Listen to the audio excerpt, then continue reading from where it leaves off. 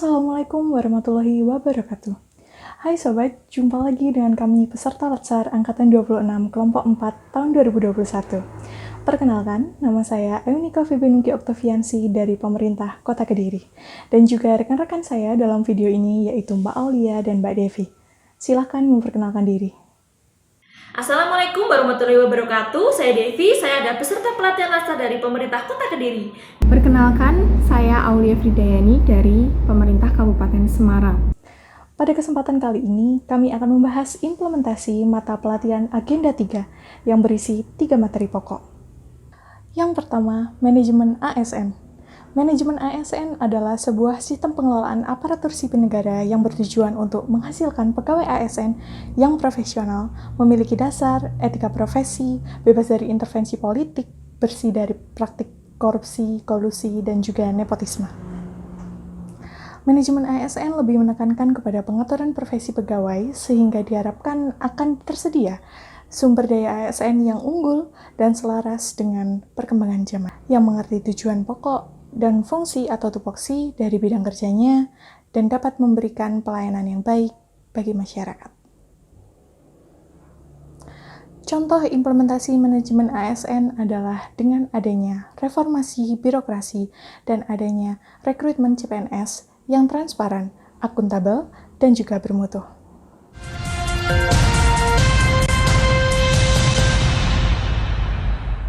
Bahwa pegawai, khususnya pegawai negeri, harapannya di masa mendatang adalah orang-orang atau SDM-SDM yang memiliki kapasitas sehingga mampu menjawab tantangan. Dan di sisi lain, kita tentu tahu bahwa salah satu pilar ekonomi kita adalah kemampuan kita menyerap APBN secara baik karena APBN kita sekarang begitu besar.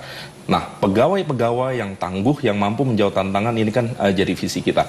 Saya minta diceritakan, Pak, apa yang sedang dan sudah dilakukan oleh BKN ini, Pak.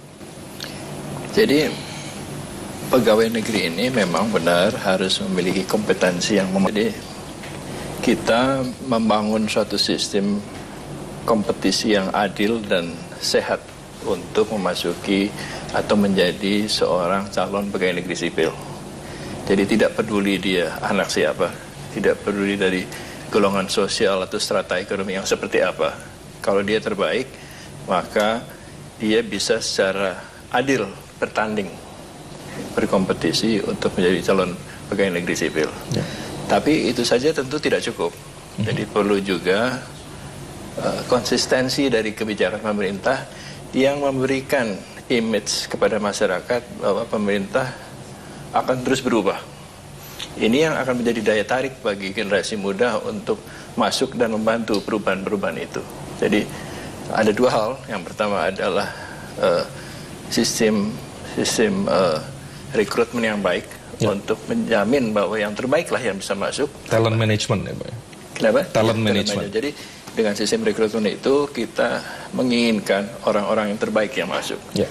Tidak hanya dengan sistem kompetisi yang terbuka, tapi juga ada formasi-formasi khusus bagi lulusan perguruan tinggi yang terbaik, yang cum laude dari perguruan tinggi dengan akreditasi yang A, itu kita berikan invitation, undangan untuk menjadi PNS.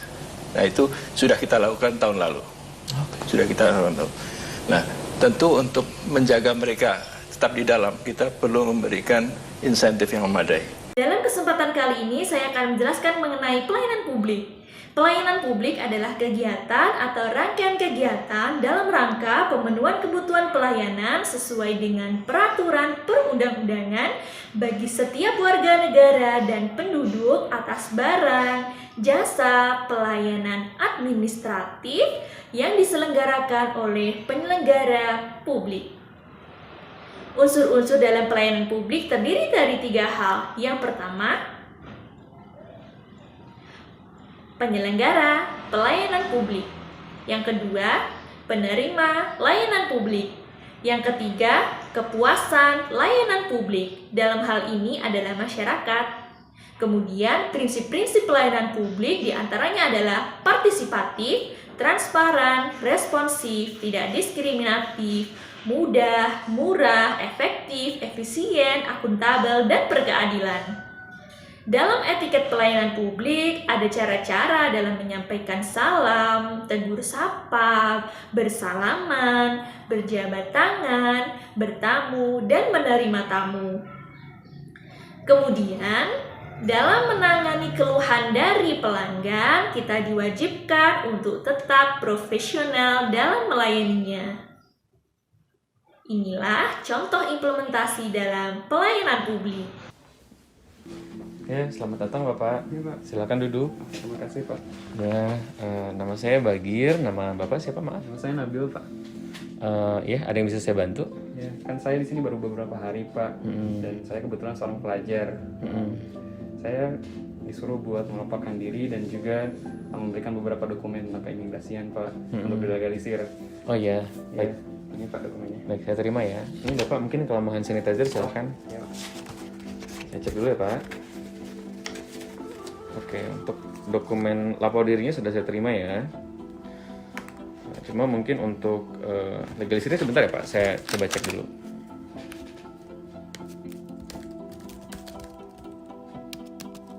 Oke, nah kebetulan sekarang kan waktunya sudah sore ya Pak ya. Cuma saya usahakan dulu untuk melegalisir dokumen ini semoga sempat. Sebentar ya Pak ya. Ini, Pak. Baik. Silakan Bapak kalau mau makan ada jajanan-jajanan sedikit.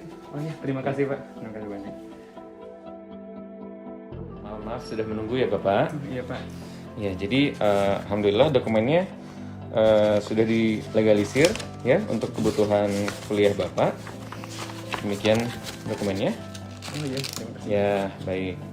Ada lagi yang bisa saya bantu, Pak Nabil? Kan gara-gara saya emang baru beberapa hari di sini, saya emang masih takut ada kenapa-napa. Itu gimana, Pak, kalau misalnya ada kenapa? Oh ya, jadi memang kan kantor perwakilan ini fungsinya adalah untuk salah satunya untuk melindungi setiap WNI yang ada di sini ya, Bapak. Jadi untuk kemudahannya kami sebenarnya ada aplikasi Bapak namanya Safe Travel. Nah, mungkin Bapak bisa download saja aplikasinya dan tampilannya itu seperti ini ya, Pak. Gitu. Nah, jadi Bapak kalau misalnya ingin tahu ada informasi terkini terkait berita atau keimigrasian atau travel warning dan lain-lain terkait di daerah sini, Bapak bisa cek saja di sini. Ya, aplikasinya mudah dan tinggal di-download saja di HP. Ya, oke, baik. Nah, cuma mungkin kalau misalnya Bapak punya sesuatu yang emergensi banget gitu ya, Bapak silakan